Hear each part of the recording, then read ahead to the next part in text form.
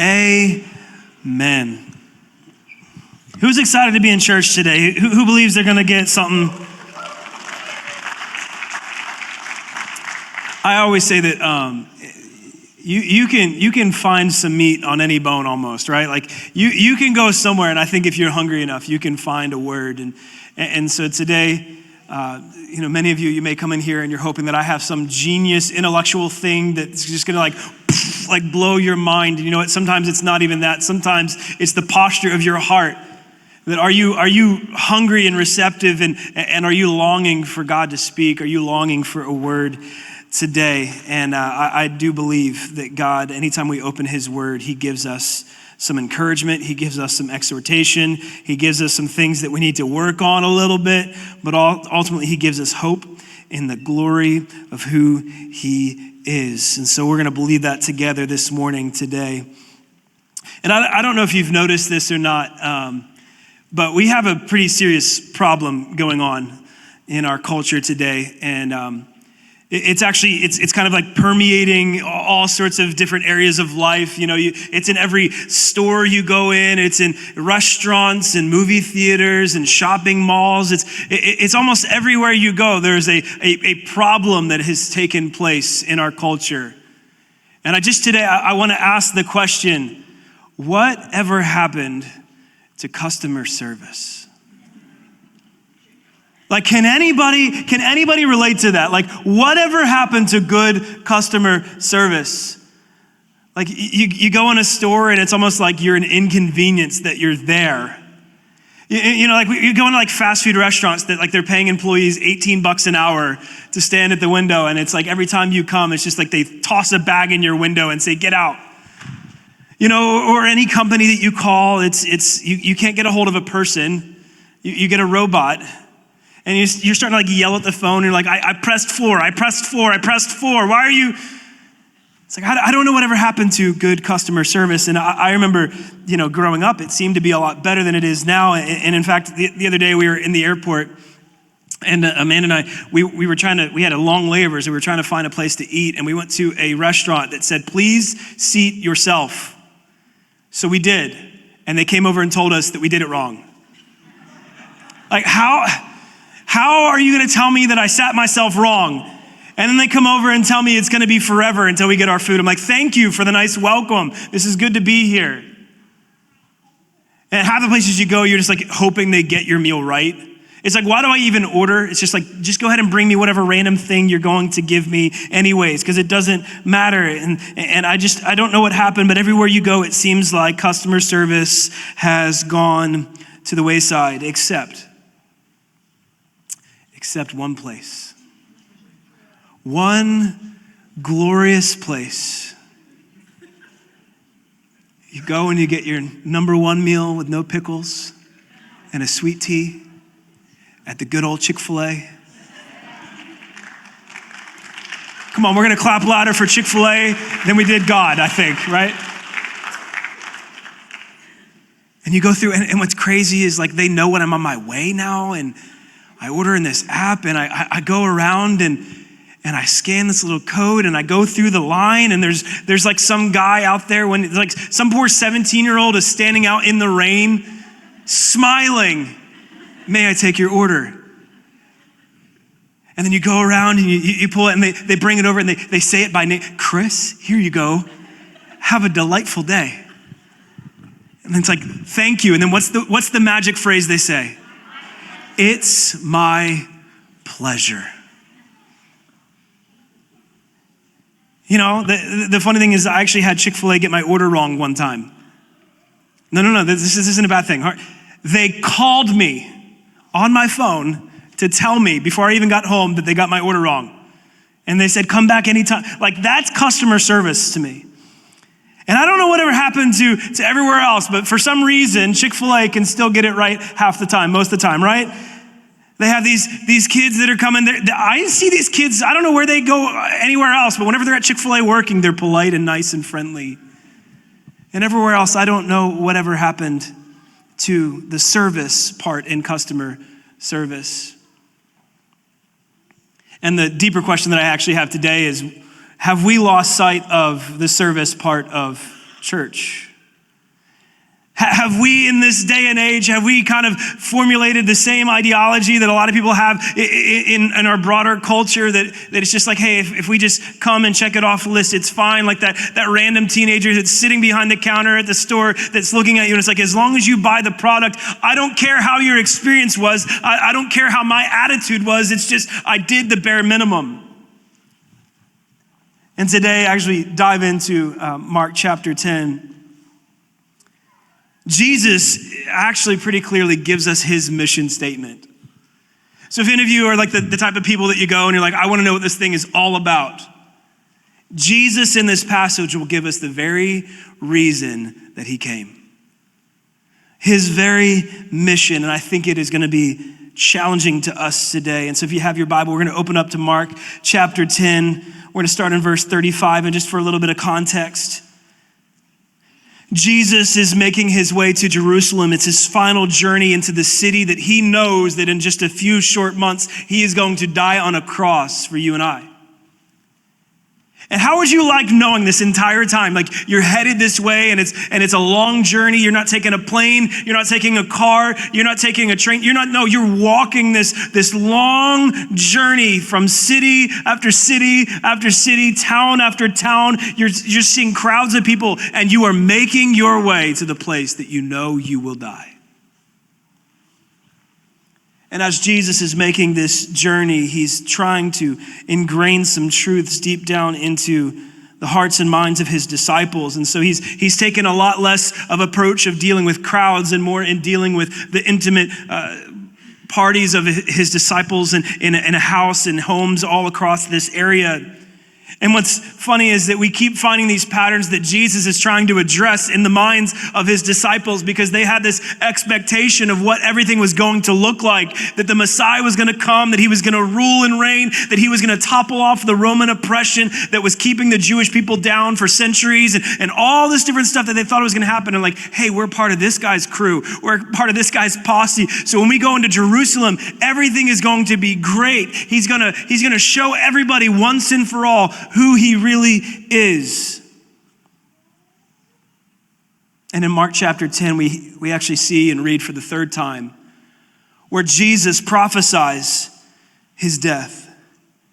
It says that as they were on the road and they're journeying and all these people around, and Jesus, he pulls his disciples aside. He says, hey, I'm going to die on a cross and I'm going to be handed over to the rulers of the Jewish church, but they're going to actually hand me over to the Gentiles, and the Gentiles, they're going to kill me and they're going to torture me and all that kind of stuff. And on the third day, I'm going to rise again. And what's crazy is that even as clearly as Jesus can articulate it, they still can't get it into their thick skulls. Can anybody relate to the disciples this morning? That sometimes, as many times as we hear the truth, as many times as we read the truth, as many times it is explained to us, it still just can't saturate. We just still can't grasp and grab a hold of it. And what's interesting is the first time Jesus told this, he told them what was going to happen. The second time he told them where it was going to happen. And this time he tells who is going to carry it out. And they're on this journey. And right after Jesus proclaims that he is on the road to his crucifixion, we pick up in verse 35. And it says, and James and John, the sons of Zebedee, these are some of the main disciples that have been with Jesus the longest, both brothers, they came up to him and said to him, Teacher, we want you to do for us whatever we ask of you. And you don't have to be God to know you say no to that. Amen? You just have to have like a child that can speak for 3 months, and that's a no. That's a no-go. We aren't going there. What's funny though is actually in Matthew 20:20, we get the parallel account of this passage, and we actually learned that James and John didn't even have the guts to do this on their own. You know who they brought with them? Their mama.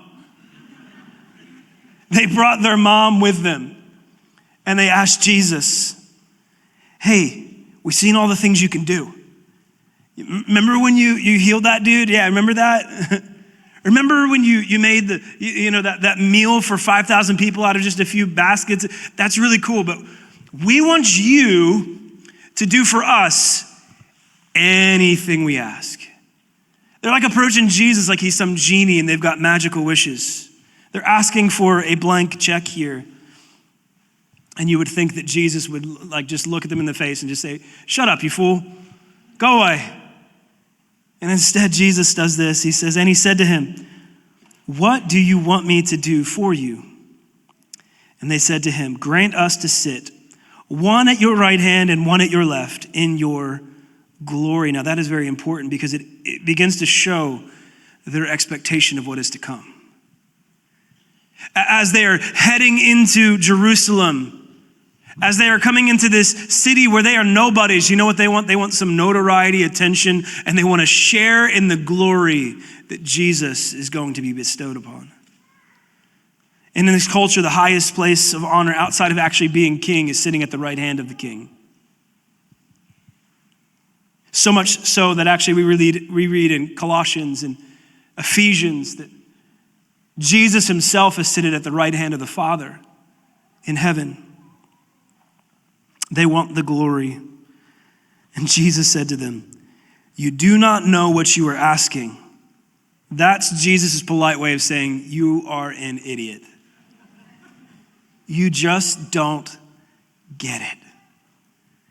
You don't know what it is that you're even asking for right now. Are you able to drink the cup that I drink or to be baptized with the baptism with which I am baptized? And Jesus here, he's using metaphors of a cup and of baptism to represent the suffering that he will endure. In this day and age, drinking one's cup is to share in one's fate. There was this whole title for kings. They had a cupbearer. And it's just like this tie, like you're tying your fate to whoever's cup you are drinking out of. The baptism is representative of being immersed, to being completely saturated into something. That even when the waters rise, you know what we say, like baptized by hell's fire, right? Baptized in flames. We can say all these different things, and Jesus, he's using these metaphors, again, to cast the picture of what is about to transpire. That he's not going to throw some magical party in Jerusalem where he's going to topple everything over. Instead, he's going to do things in a completely different way than they expect it to happen. And they said to him, we are able. And I just wonder how many times that, even in my own life, or maybe in your life, have you gone to God and assumed that you are able, in and of your own strength and your own power, to do something? How many times have we gotten so arrogant just to respond, yeah, I can do that. I can do that. I'm at this point in my life where even this morning I'm getting ready. I'm just at this point in my life where I'm just so desperate and I realize that I am such a fool.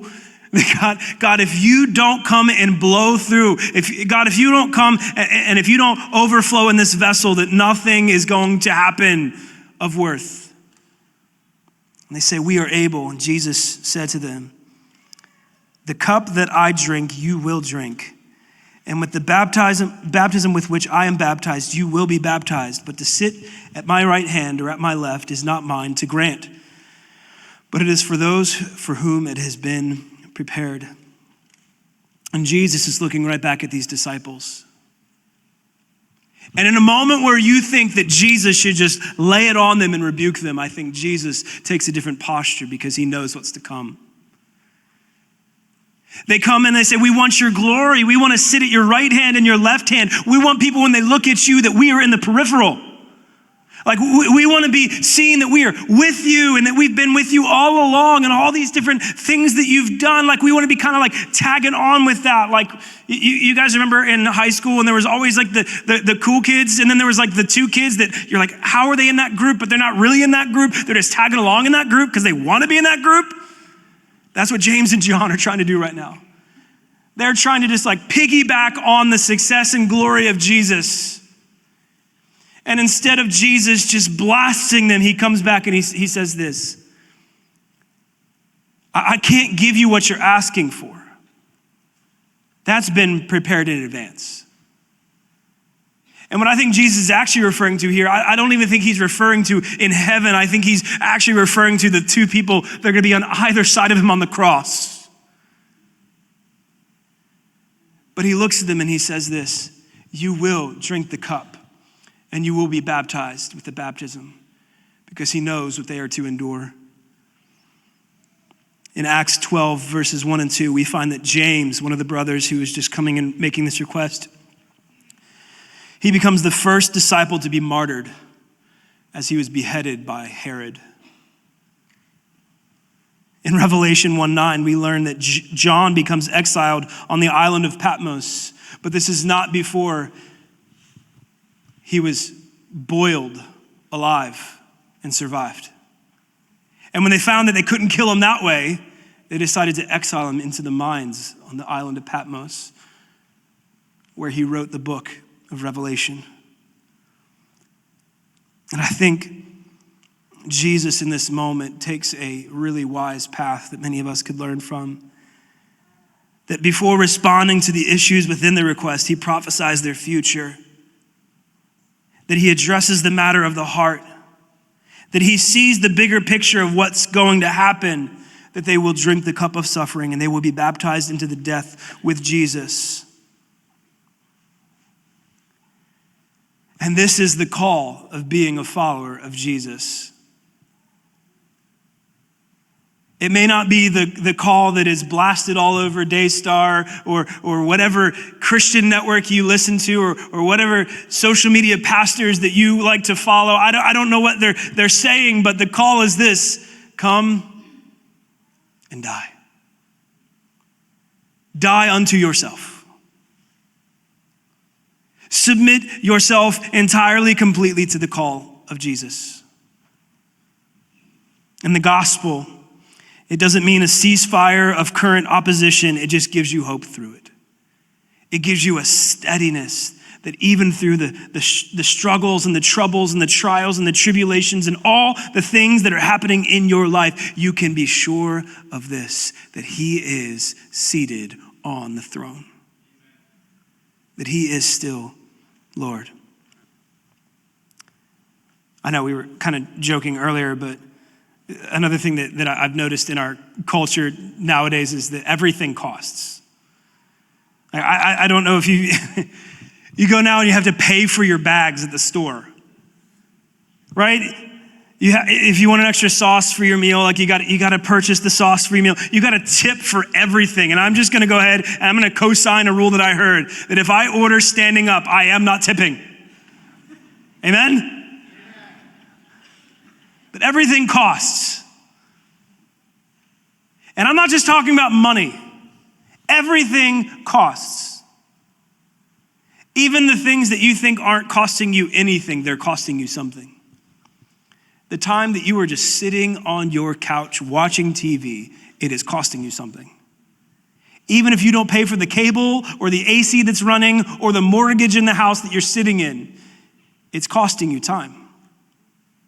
It's costing you something. It's costing the brain power that you are, giving over to this. Everything costs. And this morning I want to ask you a question. What cost are you willing to pay to follow Jesus? The Apostle Paul, he tells us this: count the cost. What he's saying is this: don't just jump into this blindly. He wants you to examine and know the limits of what are the costs that you are willing to pay to follow Jesus. And I think as you draw that line, it's going to give you a very clear picture of how much faith you've truly put into him or not. Well, I'd give this up, but I don't know about that. God, you can have control over this, but I don't know about this.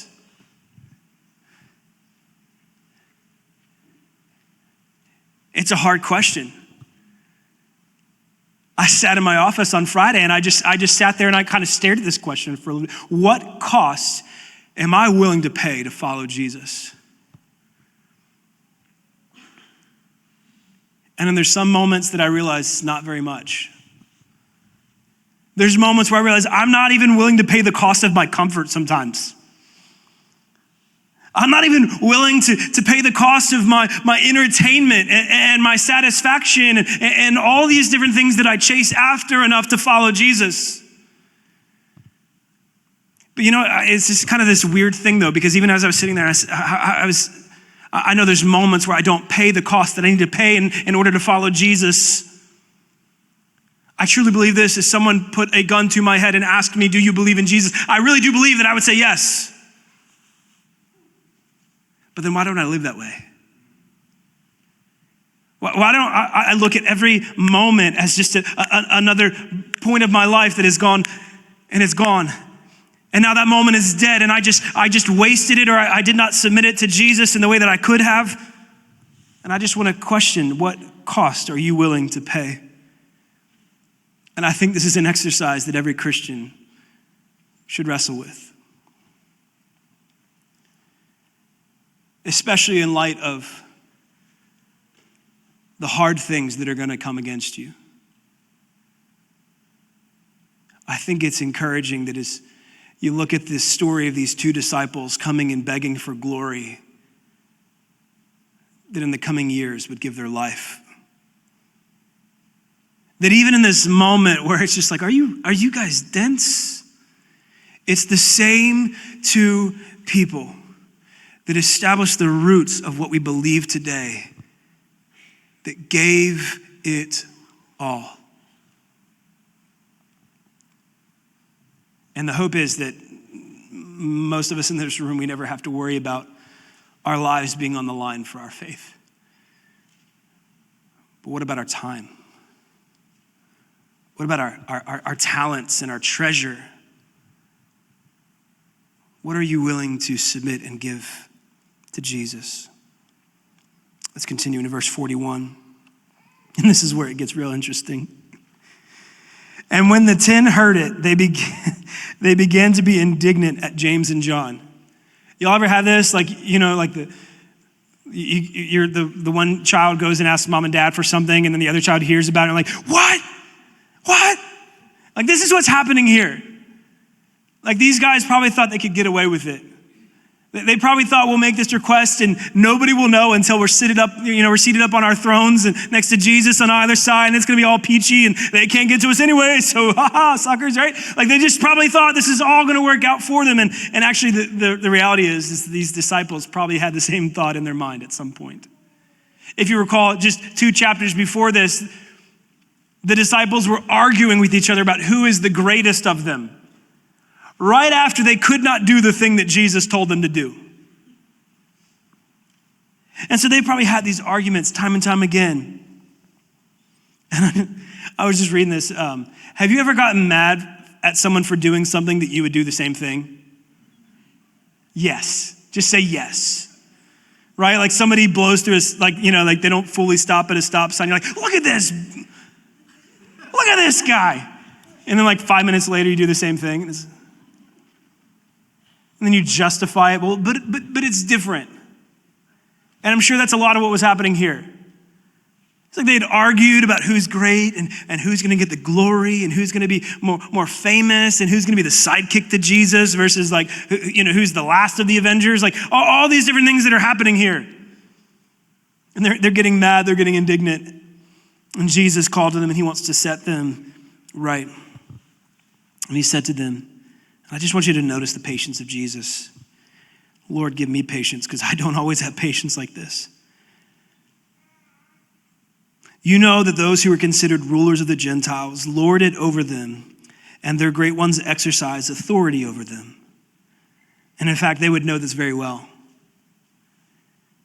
The Jewish people had been under oppression by the Roman Empire for a long time before this. And as great as the Roman Empire was in advancements and all sorts of things and like really great movies that we get to watch, all that kind of stuff, they weren't so great to the Jewish people. And in fact, there's a lot of times where they would be treated like less than humans in this culture. And so you want to know what Jesus is trying to give the picture in their mind. He's trying to say, you know how they do it? Like how they have power and they just want to show it. They just want to hold it over you that you are less than them. that they have status and authority, and you know how they do this. But it shall not be so among you. And I think it's interesting because I had this thought as I was sitting with the Lord this week. That what framed this idea in the thoughts of the disciples? That they were looking and they were surrounded by a culture of oppression. And yet, even in this moment, they're trying to fight for rank. Probably in a system that they would wish would fall. And I kind of had this thought, you either despise or adore that which you stare at long enough. You see, what happens is the worldly influences that we take in either nauseate you or lure you into their trap. The disciples, I think, had lived in this context for so long that instead of wanting it to be gone, they just wanted it flipped the other way. Instead of there being no rank or no oppression or no me being better than you, no, they weren't wishing that away. No, it was just, we want to be on the right side of this. And Jesus comes and he says, it shall not be so among you, but whoever would be great among you must be your servant. Diakonos. That Greek word that in this culture could mean a whole lot of different things. It could be the one that is waiting the table and bringing the meal. It could also be the one that is down on hands and feet, wiping the dirty feet of anyone who came in the house. So Jesus is saying, if you want to be great, then you must be a servant. And whoever would be first among you must be slave of all. For even the Son of Man came not to be served, but to serve and to give his life as a ransom for many. What a verse. What a passage that is right there. Why did Jesus come?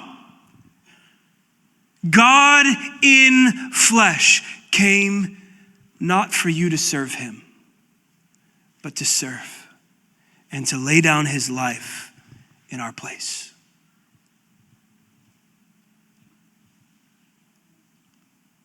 So if Jesus is to be our example, if we are to say that we are followers of Jesus, that means that our actions and our hearts should mimic that of Jesus's.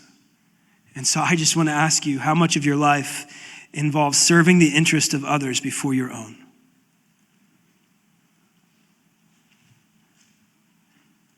How much of your life is actually even aware of the interest of others above your own?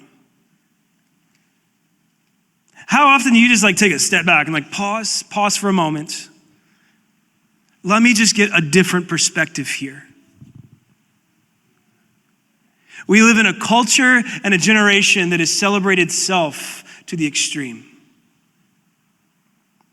And we've lost sight of otherness that has given way to selfishness.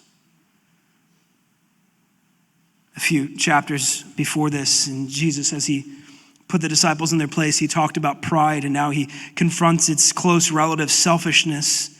And I want to tell you this morning, you don't slip into selflessness. You sink into selfishness. Selflessness is not just this magical thing that happens on its own. There's an intentional step towards it.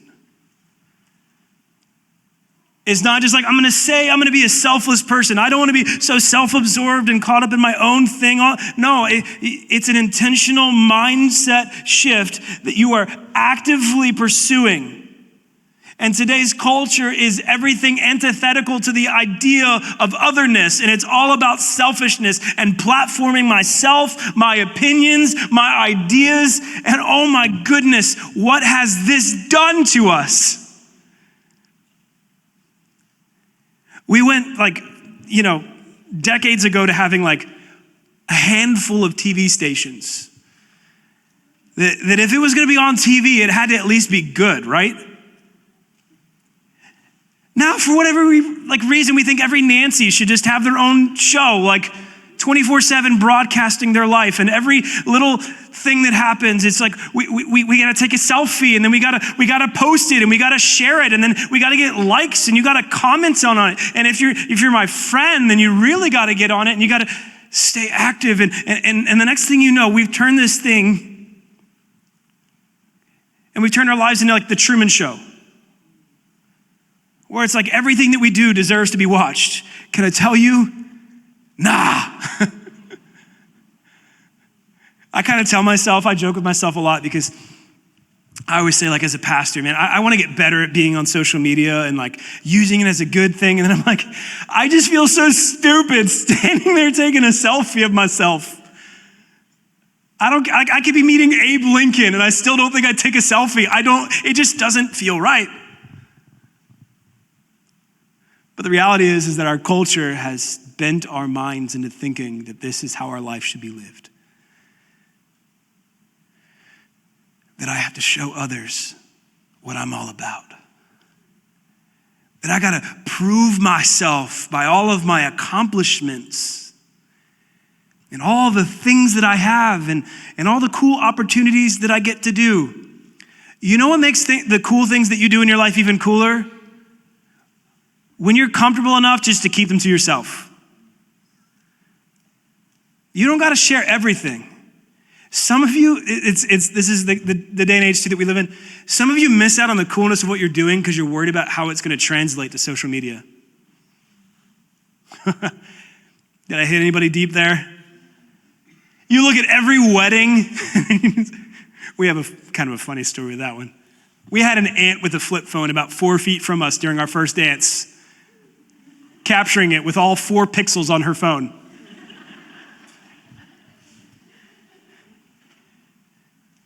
You go to concerts that people pay like hundreds and hundreds of dollars to go to, and the entire time they're watching it on their phone as they record it to make sure that they can share it just right.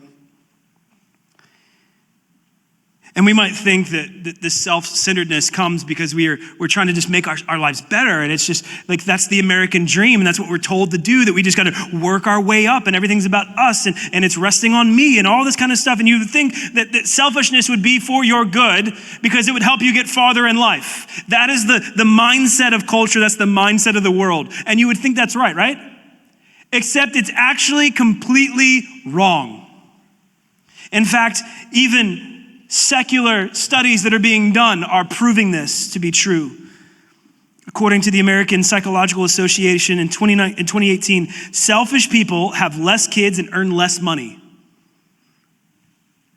Then the annual review of psychology studies shows that selfishness correlates with poor psychological well-being, physical health, and relationships. Researcher Elizabeth Dunn led a study that showed spending time and money on others promotes happiness and overall mental and emotional health. There are studies after studies that I went through this week that just show the science works out, the stats work out, that when you live a life that is all about you, that's all you get. And it's miserable.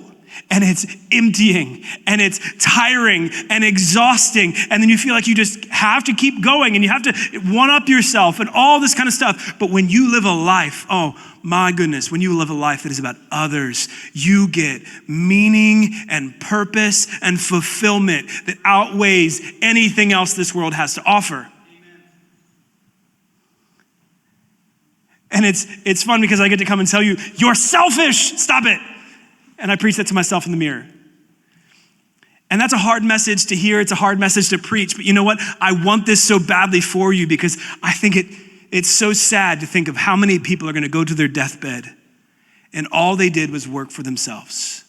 When I believe God has created you for so much more than that. He's given you resources. He's given you talents.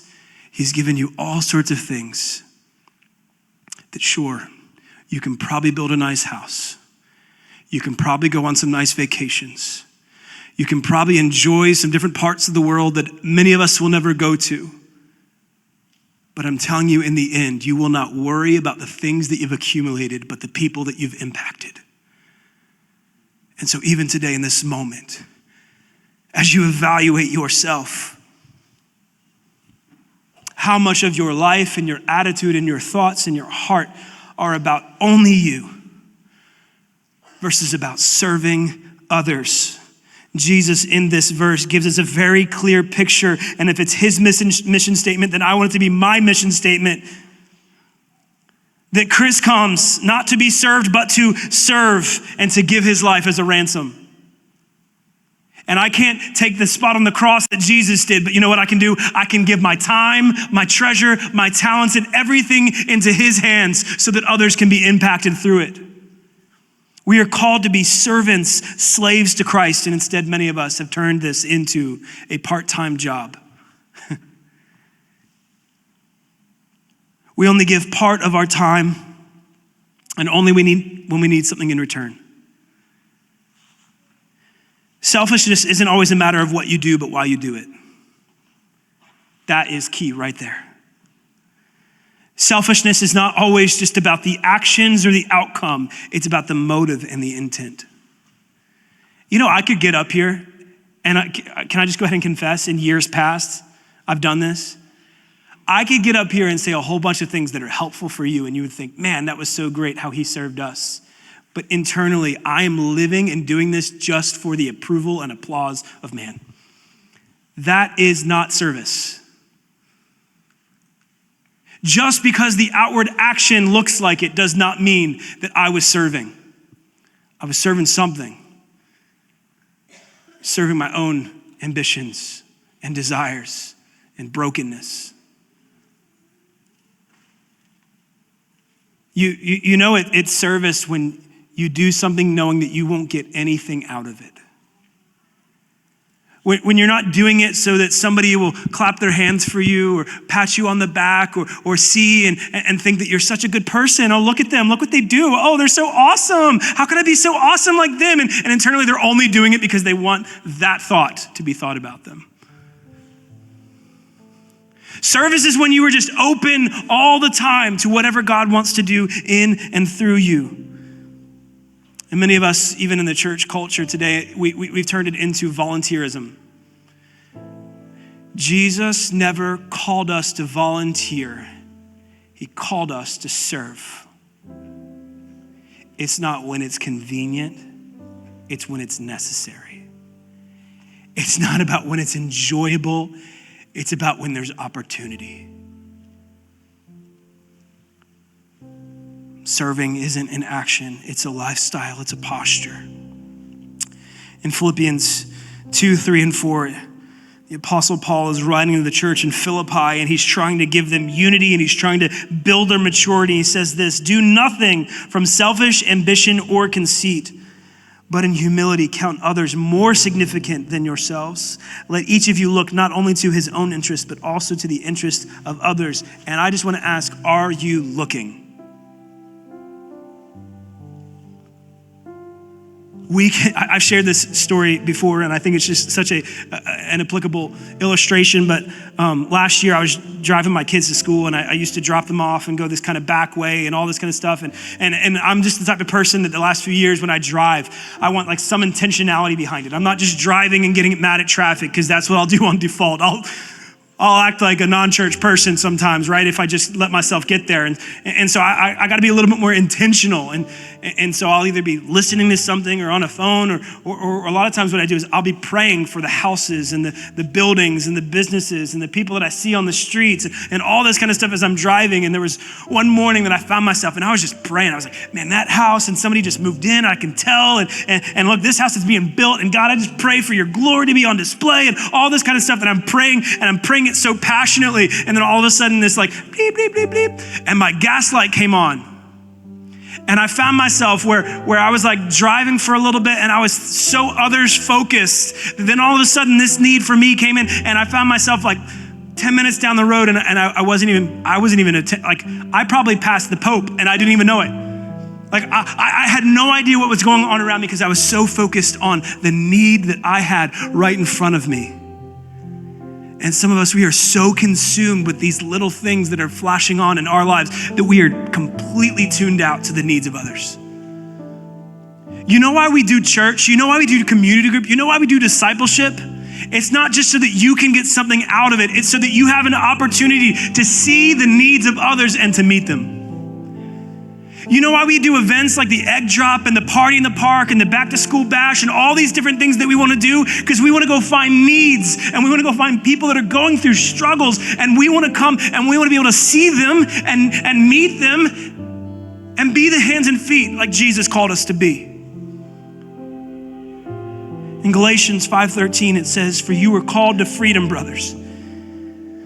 That means that Jesus has set us free from the captivity of our sin and the strongholds of this world. We've been set free. And he says, only do not use your freedom as an opportunity for the flesh. I've been forgiven. Grace covers everything, so I can just live my life how I want to live it. And there's a lot of people with that mindset. And the Apostle Paul, he's coming at it. He says, no, don't use your freedom, the forgiveness, the new life that Jesus has given you as an opportunity to gratify your own earthly desires. But no, through love, serve one another. And many of us, we're like the disciples, and we kind of have this idea, this heart that we want to be great. We want to do something awesome. And I want to tell you this, before God appoints you to rule, he appoints you to serve. You can see it over and over again in scripture, from Joseph to Moses to Joshua to David to Timothy to Jesus himself. That for years and years before ever his earthly ministry began, Jesus served his family well in anonymity. And God honors when we serve. Until you have the heart to obey orders, you will never gain the right to give them. It's just not the way the kingdom works. He says the last shall be first and the first shall be last. And so I want my life to look like Jesus, and that if he came to serve, I want to serve, that when a need comes, it's my pleasure. When opportunity is right in front of me, I don't turn my eye the other way. It's my pleasure. That even when I'm inconvenienced, even when it messes up my schedule, even when it messes up my budget, even when it causes me to exhaust some energy in an area that I did not want to exhaust my energy, I'm going to serve. I don't want my life to be just about me. I want to leave a legacy that I poured myself again and again into others, that he might be glorified. My greatest desire is that I get to heaven and God looks and says, well done, my good and faithful servant. Look at all that you helped accomplish for me. And that does not start with me orienting my life around my desires, but shifting them to be about him. Let's pray. God, forgive us. Forgive us when we have made our lives so self-centered, and we've tried to develop a platform rather than developing an influence and a ministry. God, forgive us when we've turned it into, we'll volunteer when we want, when it's convenient, instead of we are servants to you. God, I pray that even today you would open our eyes to the things that we are blinded to. Help us to see the needs, the opportunities that you're calling us to be your hands and your feet. God, help us not to be selfish with our time, selfish with our treasure, selfish with our talent, selfish with our influence, selfish in all these different areas of our life. But Lord, help us to be otherish. Help us to live like you lived, Jesus. So that at the end of our lives, we wouldn't look at all the things that we've wasted, but we'd see all the opportunities, remember all the times that we served one another with love. And God, even when the people around us aren't worthy of our service, even when the people around us are the people that have hurt us and we don't want to do things that are nice and kind and helpful to them, Lord, I pray that we would do it because you're worthy of it. Lord, that even you looked at the church and you gave your life for the church, and the church is flawed and blemished and messed up and broken. But God, even still, you shed your blood for us. Lord, I pray that we would count the cost, that we'd push all the chips to the center of the table, and God, that we would serve wholeheartedly for your glory. We love you, and we honor you, and we worship you, for you are worthy.